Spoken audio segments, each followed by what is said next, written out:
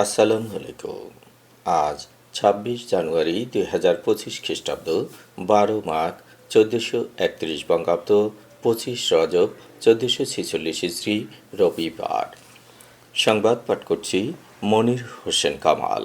প্রথমেই শুনবেন সংবাদ শিরোনাম। সারা দেশে মার্কিন সহায়তা বন্ধ। মুক্তিযুদ্ধের sector commander K M Shafiullah আর বেঁচে নেই। দুই চেয়ারম্যান গ্রুপের সংঘর্ষে ২ জন নিহত। পরিচ্ছন্ন জ্বালানি ব্যবহারের দাবিতে বরগুনায় মানববন্ধন। বরগুনায় গাঁজাসহ যুবক ও দশমিনায় ইয়াবাসহ প্রকৌশলী গ্রেপ্তার। মাইকিংয়ে রেকর্ড করা হয় লোকবেতারে। শুনলেন সংবাদ শিরোনাম, এবার বিস্তারিত। সারা দেশে মার্কিন সহায়তা বন্ধ করেছে ট্রাম্প। বিশ্বের বৃহত্তম দাতা দেশ যুক্তরাষ্ট্র জানিয়েছে তারা আর কোনো দেশকেই সহায়তা দেবে না, তবে জরুরি খাদ্য সহায়তা এবং ইসরায়েল ও মিশরের জন্য সামরিক অর্থায়নকে এই সিদ্ধান্তের বাইরে রাখা হয়েছে। গত শুক্রবার ডোনাল্ড ট্রাম্পের প্রশাসন এই সিদ্ধান্ত নিয়েছে। তারই ধারাবাহিকতায় যুক্তরাষ্ট্রের উন্নয়ন সহায়তা দেয়া সংস্থা ইউএসএআইডি জানিয়েছে যুক্তরাষ্ট্র আর বাংলাদেশকে সহায়তা দেবে না। ইউএসএআইডির অধিগ্রহণ ও সহায়তা বিষয়ক কার্যালয়ের পরিচালক ব্রায়ান অ্যারনের পাঠানো এক চিঠিতে এই বিষয়টি নিশ্চিত করা হয়েছে। চিঠিটির শিরোনাম, প্রেসিডেন্ট ট্রাম্পের নির্বাহী আদেশ যুক্তরাষ্ট্রের বিদেশি সহায়তার পুনঃমূল্যায়ন ও পুনঃসামঞ্জস্যকরণ। চিঠিতে বলা হয়েছে, এই চিঠিটি ইউএসএআইডি বাংলাদেশের সব বাস্তবায়ন অংশীদারদের প্রতি একটি নির্দেশিকা হিসাবে পাঠানো হয়েছে, যাতে ইউএসএআইডি বাংলাদেশ চুক্তি, কার্যাদেশ, অনুদান, সমন্বিত চুক্তি বা অন্যান্য অধিগ্রহণ বা সহায়তা সরঞ্জামের অধীনে করা কাজগুলো অবিলম্বে বন্ধ, থামানো বা স্থগিত করা হয়।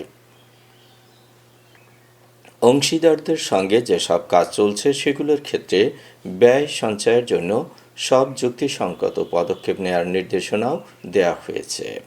চিঠিতে ইউএসএআইডির অর্থায়নে চলমান সব প্রকল্প বন্ধ করা হয়েছে নিশ্চিত করে সংশ্লিষ্ট কর্তৃপক্ষের কাছে প্রতিবেদন পাঠানোর জন্য অধস্তনদের নির্দেশ দেওয়া হয়েছে। বিগত ৫০ বছরেরও বেশি সময় ধরে মার্কিন যুক্তরাষ্ট্র জনস্বাস্থ্য, শিক্ষা, জ্বালানি, পরিবেশ, খাদ্য নিরাপত্তা, প্রাকৃতিক দুর্যোগ এবং আরও অনেক কিছু মোকাবিলায় $৮ বিলিয়ন বেশি সহায়তা দিয়ে বাংলাদেশ সরকার ও জনগণের সঙ্গে অংশীদারত্ব করেছে। যুক্তরাষ্ট্র বিভিন্নভাবে বাংলাদেশে ২০২১ সালে $৫০০ মিলিয়ন, ২০২২ সালে $৪৭০ মিলিয়ন, ২০২৩ সালে $৪৯০ মিলিয়ন এবং ২০২৪ সালে $৪৫০ মিলিয়ন সহায়তা দিয়েছে। স্বাধীনতার পর থেকেই বাংলাদেশে নানাভাবে সহায়তা দিয়েছে দেশটি। রোহিঙ্গা সংকট শুরুর পর থেকে ওয়াশিংটন বাংলাদেশে বিপুল পরিমাণ আর্থিক সহায়তা দিয়েছে। মুক্তিযুদ্ধের অন্যতম সেক্টর কমান্ডার ও অবসরপ্রাপ্ত major general K M Shafiullah ইন্তেকাল করেছেন। মৃত্যুকালে তার বয়স হয়েছিল ৯০ বছর।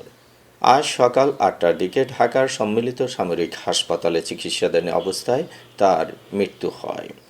শফিউল্লাহ দীর্ঘদিন ধরেই অসুস্থ ছিলেন। ডায়াবেটিস, হাইপারটেনশন, থাইরয়েডের জটিলতা, ফ্যাটি লিভার, ডিমেনশিয়া সহ নানা স্বাস্থ্য সমস্যায় আক্রান্ত ছিলেন তিনি। ১৯৩৪ সালের ২ সেপ্টেম্বর নারায়ণগঞ্জের রূপগঞ্জে জন্মগ্রহণ করেন কে এম শফিউল্লাহ। ১৯৭১ সালে শফিউল্লাহ ছিলেন জয়দেবপুরে ২য় ইস্ট বেঙ্গল রেজিমেন্টের ২য় প্রধান। মুক্তিযুদ্ধের শুরুতে শফিউল্লাহ ছিলেন ৩ নম্বর সেক্টরের কমান্ডার। পরে ৩টি নিয়মিত আর্মি ব্রিগেড গঠিত হলে এস ফোর্সের নেতৃত্বে আসেন শফিউল্লাহ। মুক্তিযুদ্ধে বিশেষ অবদানের জন্য তিনি বীর উত্তম খেতাব পান। দেশ স্বাধীন হওয়ার পর ১৯৭২ থেকে ১৯৭৫ সাল পর্যন্ত সেনাপ্রধানের দায়িত্ব পালন করেন তিনি। পরে মালয়েশিয়া, কানাডা, সুইডেন, ইংল্যান্ড সহ বিভিন্ন দেশে বাংলাদেশের রাষ্ট্রদূত ছিলেন। ১৯৭৫ সালের ২৪ আগস্ট পর্যন্ত শফিউল্লাহ সেনাপ্রধানের দায়িত্ব পালন করেন। ১৯৭৬ সাল থেকে ১৯৯১ সাল পর্যন্ত ১৬ বছর তিনি বিভিন্ন দেশে বাংলাদেশে নিযুক্ত রাষ্ট্রদূত হিসেবে কাজ করেছেন। ১৯৯৫ সালে আওয়ামী লীগে যোগদান করেন এবং ১৯৯৬ সালে আওয়ামী লীগের মনোনয়নে সংসদ সদস্য নির্বাচিত হয়েছিলেন। নরসিংদীর রায়পুরায় আধিপত্য বিস্তারকে কেন্দ্র করে দুই পক্ষের সংঘর্ষে ২ জন নিহত ও অন্তত ১০ জন আহত হয়েছেন। আজ সকালে বাঁশগাড়ি এলাকায় এ সংঘর্ষ হয়েছে। নিহতদের মধ্যে আলমগীর হোসেন বাঁশগাড়ি এলাকার জহর আলীর ছেলে, অন্যজনের নাম আলী আহমেদ।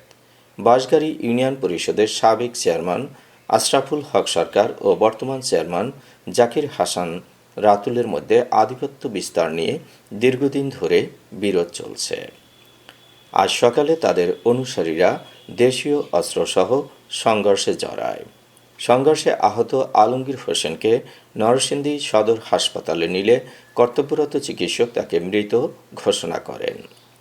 আলী আহমেদ ঘটনাস্থলেই মারা যান। পরিচ্ছন্ন জ্বালানি ব্যবহারের দাবিতে বরগুনায় মানববন্ধন কর্মসূচি পালিত হয়েছে। টিআইবির সহযোগিতায় সচেতন নাগরিক কমিটি সনাক আন্তর্জাতিক ক্লিন এনার্জি দিবস পালনের অংশ হিসেবে আজ বেলা ১১টায় বরগুনা প্রেস ক্লাবের সামনে এ কর্মসূচি পালন করেছে। কর্মসূচি চলাকালে বক্তব্য রাখেন সচেতন নাগরিক কমিটি সনাক বরগুনার সভাপতি মনির হোসেন কামাল, সনাক সদস্য সুখরঞ্জন শীল ও ES team leader Mohammad Shafiq. সনাকের পক্ষ থেকে ১২ দফা দাবি করা হয়েছে। বক্তারা বলেন, নবায়নযোগ্য জ্বালানি একটি ন্যায়সঙ্গত, পরিবেশ বান্ধব এবং টেকসই উন্নয়নের মূল চাবিকাঠি। বরগুনায় ৮ কেজি ১০০ গ্রাম গাঁজাসহ রিপন শিকদার নামে এক যুবককে গ্রেপ্তার করেছে ডিবি পুলিশ। গতকাল গৌরীচন্না ইউনিয়নের ভূতমারা এলাকার নিজ বাড়ি থেকে তাকে গ্রেপ্তার করা হয়। আটক রিপন একই এলাকার নির্মল শিকদারের ছেলে। অপরদিকে দশমিনায় ইয়াবা বেচাকেনার সময় জনস্বাস্থ্যের সহকারী প্রকৌশলী সাইদুর রহমান সহ ৩ জনকে আটক করেছে পুলিশ। বহরমপুর ইউনিয়নের বগুড়া গ্রামের একটি ঘরে ইয়াবা কেনাবেচার সময় ৩২২ পিস ইয়াবাসহ তাদের গ্রেপ্তার করা হয়। সাইদুর রহমান ভোলার তজুমুদ্দিন উপজেলার জনস্বাস্থ্য প্রকৌশলী অধিদপ্তরের সহকারী প্রকৌশলীর দায়িত্বে আছেন। তার বাড়ি বাউফল উপজেলার দক্ষিণ বাউফলের ৬ নম্বর ওয়ার্ডে। তার বাবার নাম খলিলুর রহমান। মাইকিংয়ের রেকর্ড করা হয় লোকবেতারে। সুমধুর ও সুস্পষ্ট কণ্ঠে মাইকিংয়ের জন্য লোকবেতারের বিকল্প নেই। লোকবেতারের সাউন্ডপ্রুফ স্টুডিওতে করা হচ্ছে গান ও নাটকের রেকর্ড। সেই সাথে লোকবেতারে নামমাত্র টাকায় প্রচার করা হচ্ছে বিজ্ঞাপন। ১৫ সেকেন্ডের বিজ্ঞাপন প্রচারিত হচ্ছে মাত্র ৫০০ টাকায়। ৩০ সেকেন্ডের বিজ্ঞাপন ১,০০০ টাকা, ৪৫ সেকেন্ডের বিজ্ঞাপন ১,৫০০ টাকা আর ১ মিনিটের বিজ্ঞাপন প্রচার করা হয় মাত্র ২,০০০ টাকায়। নির্ধারিত টাকার বিনিময়ে প্রতিদিন কমপক্ষে ৫ বার করে পুরো ১ মাস বিজ্ঞাপন প্রচার করা হবে। মাইকিং ও বিজ্ঞাপনের জন্য যোগাযোগ করবেন 0-1-755-666-445 নম্বরে। এবারে শুনবেন আবহাওয়ার খবর।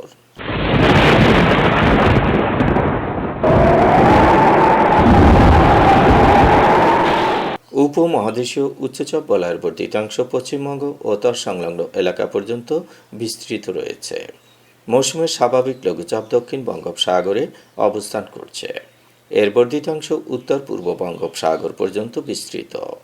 অস্থায়ীভাবে আংশিক মেঘলা আকাশসহ সারা দেশের আবহাওয়া শুষ্ক থাকতে পারে। মধ্যরাত থেকে সকাল পর্যন্ত দেশের উত্তর অঞ্চলে মাঝারি থেকে ঘন কুয়াশা এবং দেশের অন্যত্র হালকা থেকে মাঝারি ধরনের কুয়াশা পড়তে পারে। সারা দেশে রাত এবং দিনের তাপমাত্রা একরকমই থাকতে পারে। আজ দেশের সর্বোচ্চ তাপমাত্রা ছিল টেকনাফে ৩১.২ ডিগ্রি সেলসিয়াস এবং সর্বনিম্ন তাপমাত্রা ছিল দিনাজপুরে ৯.২ ডিগ্রি সেলসিয়াস। বরগুনার সর্বোচ্চ তাপমাত্রা ৩০.৪ ডিগ্রি সেলসিয়াস, সর্বনিম্ন ১৬ ডিগ্রি সেলসিয়াস।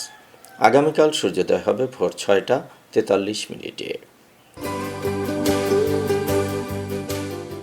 সংবাদ শেষ করার আগে শিরোনামগুলো আবার পড়ছি।